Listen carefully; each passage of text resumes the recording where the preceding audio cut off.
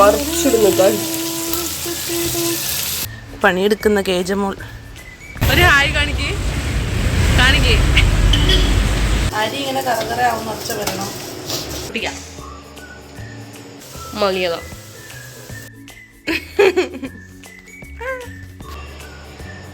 Hi hello guys, welcome back to my channel. എന്താണ് കുട്ടി അങ്ങനെ ഒരു എക്സ്പ്രഷൻ? എന്താണ് നമ്മുടെ ഇന്നത്തെ വ്ളോഗ്? അന്നക്കുട്ടിയാണ് ഇത് മുഴുവൻ പറയേണ്ടത്. എന്താണ് ഇന്നത്തെ നമ്മുടെ വ്ളോഗ്? അവൾ പറയും. ഞങ്ങൾ ഇന്ന് ചെമ്മീൻ ഉണ്ടാക്കാൻ പോകുന്നു. ചെമ്മീനല്ല, ചെമ്മീൻ ബിരിയാണി അല്ലേ? യെസ്, ചെമ്മീൻ ബിരിയാണി. രണ്ടു പേർക്കും ഉണ്ടാക്കാൻ അറിയില്ല. രണ്ടുപേരും ഇന്നലെ യൂട്യൂബ് നോക്കി, പേളിമാണീൻ്റെ യൂട്യൂബ് ചാനൽ നോക്കി നമ്മൾ എങ്ങനെ ഉണ്ടാക്കണമെന്ന് കണ്ടുവച്ചിട്ടുണ്ട്. സോ ഇന്ന് ഉണ്ടാക്കാൻ പോകുന്നത് പേളിമാണി സ്പെഷ്യൽ പ്രോൺസ് ബിരിയാണിയാണ്. പക്ഷേ അതിനുള്ള പ്രോൺസോ സാധനങ്ങളോ ഒന്നുമില്ല. ഇരുട്ടിയിലൊന്ന് പോയി നോക്കും. ചെമ്മീൻ കിട്ടിയാൽ നമ്മൾക്ക് ചെമ്മീൻ ബിരിയാണി ആക്കും. ഇല്ലെങ്കിൽ ഞങ്ങൾ അവിടെ നിന്ന് കഴിച്ച് തിരിച്ചു വരും.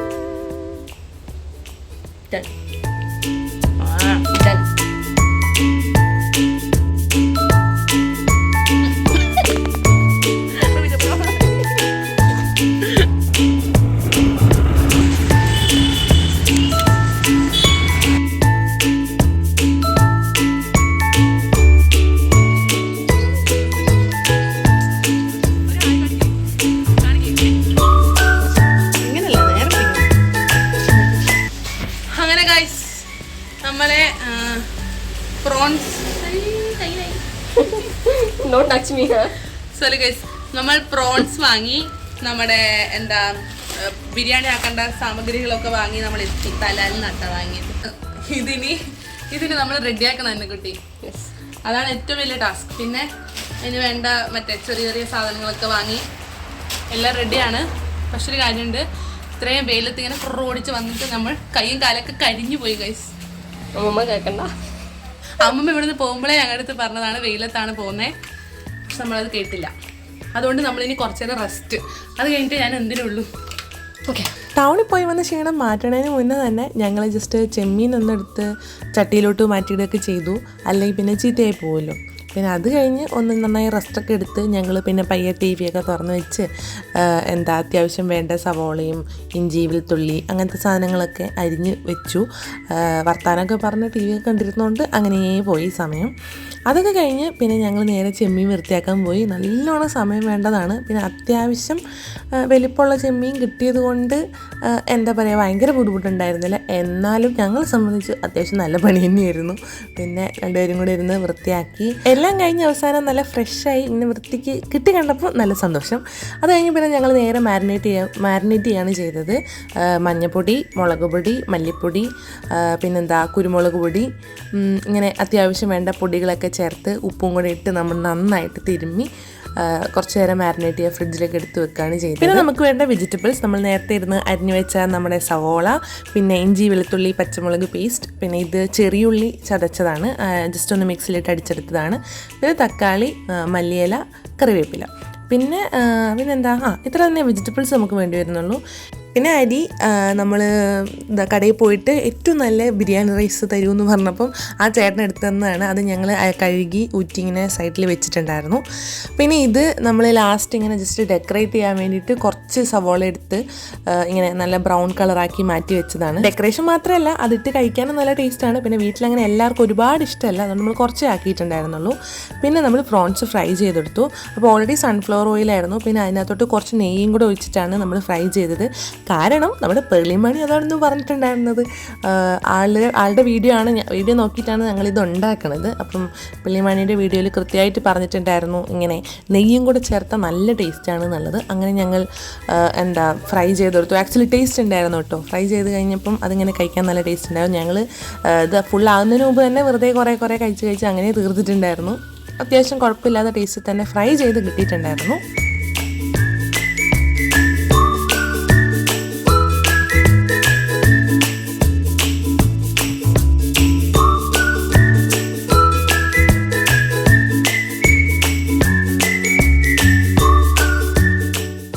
അങ്ങനെ പ്രോൺസ് എല്ലാം ഫ്രൈ ചെയ്ത് കഴിഞ്ഞു.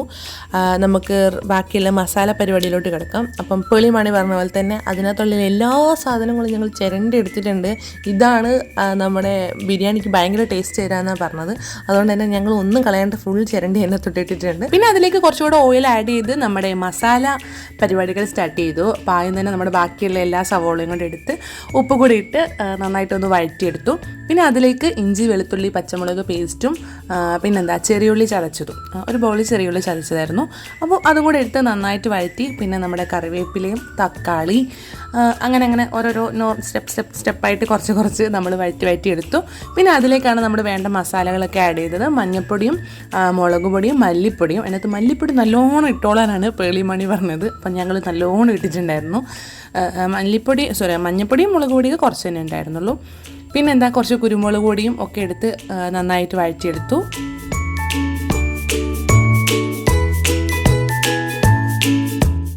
മസാലയൊക്കെ ആയതിനു ശേഷം നമ്മൾ അതിനകത്തോട്ടേക്ക് ഫ്രൈ ചെയ്ത് വെച്ചിട്ടുണ്ടായിരുന്ന പ്രോൺസും കൂടെ ആഡ് ചെയ്തു. പിന്നെ നമ്മൾ നേരത്തെ ഓൾറെഡി കഴുകി വൃത്തിയാക്കി വെച്ച അരി അതും കൂടെ അതിനകത്തോട്ടിട്ടു.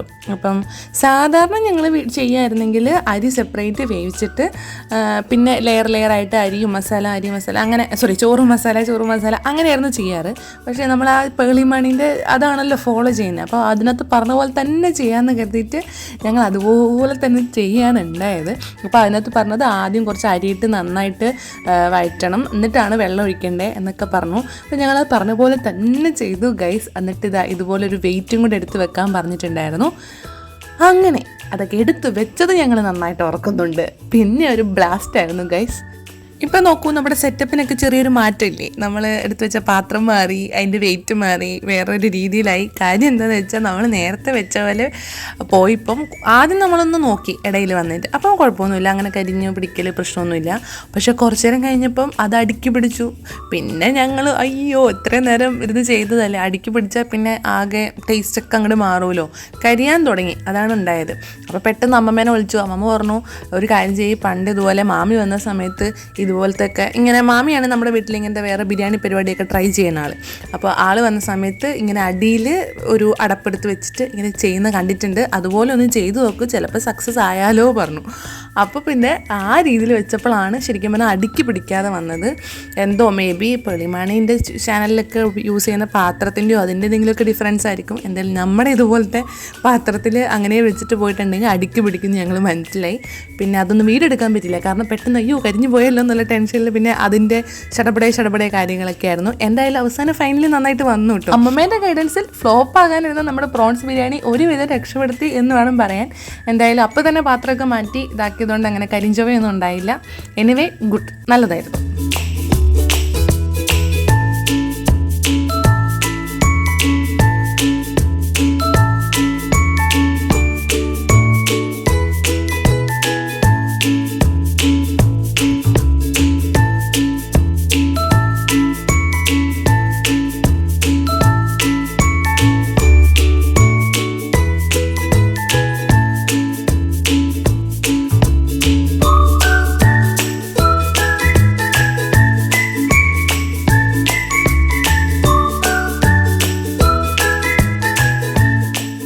അപ്പോൾ അനുകുട്ടി പറയൂ, എങ്ങനെ ഉണ്ടായിരുന്നു നമ്മുടെ പ്രോൺസ് ബിരിയാണി?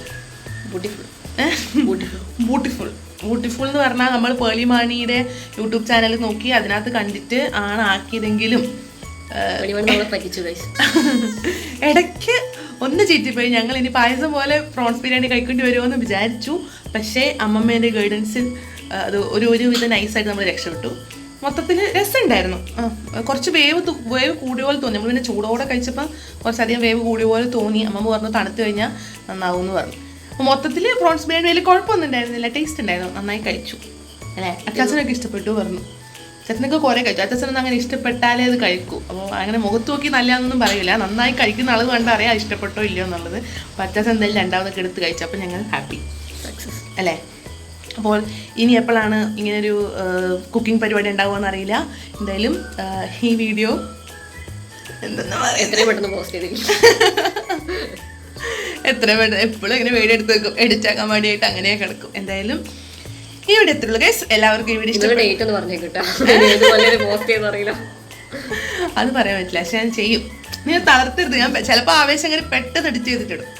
യെസ്, അപ്പോൾ അത്രയുള്ള ഗൈസ്, എല്ലാവർക്കും ഈ വീഡിയോ ഇഷ്ടപ്പെട്ടു നയിക്കുന്നു. ഇഷ്ടപ്പെടുകയാണെങ്കിൽ അല്ല അപ്പോൾ ഗൈസ് എല്ലാവർക്കും വീഡിയോ ഇഷ്ടപ്പെട്ടു നയിക്കുന്നു. ഇഷ്ടപ്പെടുകയാണെങ്കിൽ ലൈക്ക് ചെയ്യുക, ഷെയർ ചെയ്യുക, സബ്സ്ക്രൈബ് ചെയ്യാം. സബ്സ്ക്രൈബ് ചെയ്യുക. ബൈ.